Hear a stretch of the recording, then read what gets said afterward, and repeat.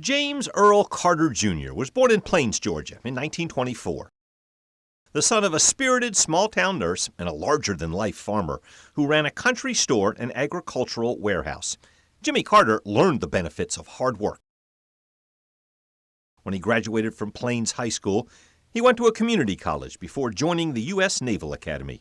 2 years later, he received a wartime appointment, serving on Navy submarines around the world. Carter's heart was in his home state, and his love was in his hometown. In 1946, he married Rosalind Smith, a young woman who grew up just a few doors down from the Carter family.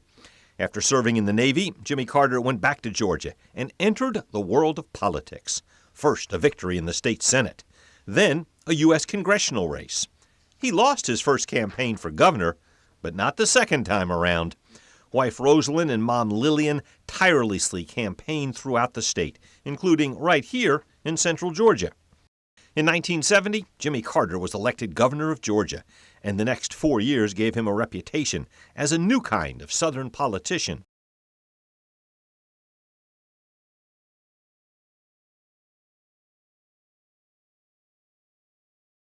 Governor Carter joined President Richard Nixon to honor Milledgeville native and powerful Congressman Carl Vinson on his 90th birthday during a ceremony at Mercer University in 1973.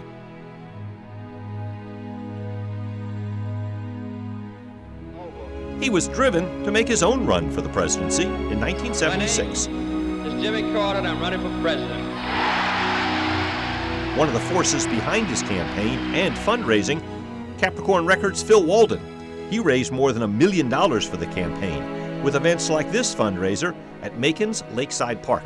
I always enjoy coming here to meet the superb performers in our country and their managers and supporting cast, but also because of my personal friendship with Phil Walden. He's a man who's meant a lot to our state and to our country. He's meant a lot to me personally and politically. In the end, the man considered a Washington outsider won the White House. He began with an ambitious agenda. President Carter attacked the energy crisis, fuel shortages, and rising prices. He created the Department of Energy, and in 1979, he engineered the Camp David Accords, bringing peace to the Middle East, one of the greatest diplomatic achievements in U.S. history. I was able finally to enmesh the two in a reasonable agreement that I think was very beneficial for both Israel and for Egypt. Let us have 3 of us together. Very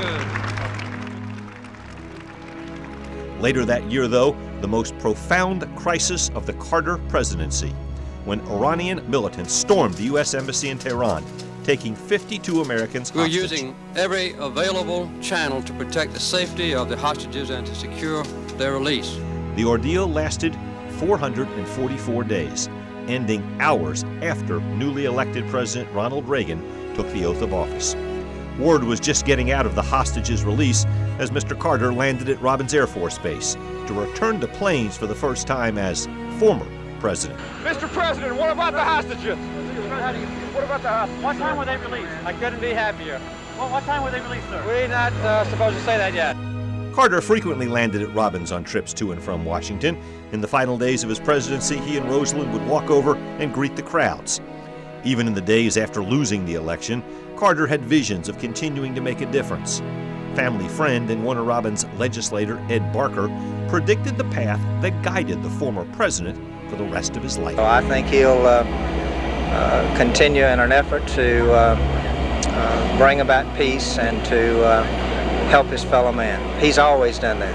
In 1983, former President Carter came to Macon as he worked to raise money and planned with local business leaders for what would become the Carter Center in Atlanta. So a center for the resolution of crises or disputes that create serious differences between people that we're going to build in Atlanta, and it'll be a kind of a center where different universities and colleges in our state, including Mercer and Emory and others, can cooperate on major projects that are important to our country and to the world. President Reagan was there with him as he opened the Carter Library and Museum on the grounds of the Carter Center in 1986. For I can think of no other country on earth where two political leaders could disagree so widely, yet come together in mutual respect. To paraphrase Mr. Jefferson, We are all Democrats. We are all Republicans because we are all Americans. A gift from me and my family to the people of the United States in appreciation for the great honor that you have bestowed upon us. Through the years, the Carter Center has worked with 38 countries to monitor and ensure fairness in nearly 100 democratic elections. The center also helped to eradicate disease in developing nations. And well into his 90s, Carter humbly helped build homes for those in need with Habitat for Humanity. We deal with the generic term of human rights. Under that umbrella, obviously, the right of people to live in peace and the right of people to have adequate health care and to have their children survive are inseparable basic rights of a human being. While Jimmy Carter made a lasting impact around the world, his heart and his home remained in Plains, near his birthplace. 13 WMAZ covered the 1985 Plains Centennial Celebration, as thousands of people swelled into town for a road race in celebration of the family who put the town on the map.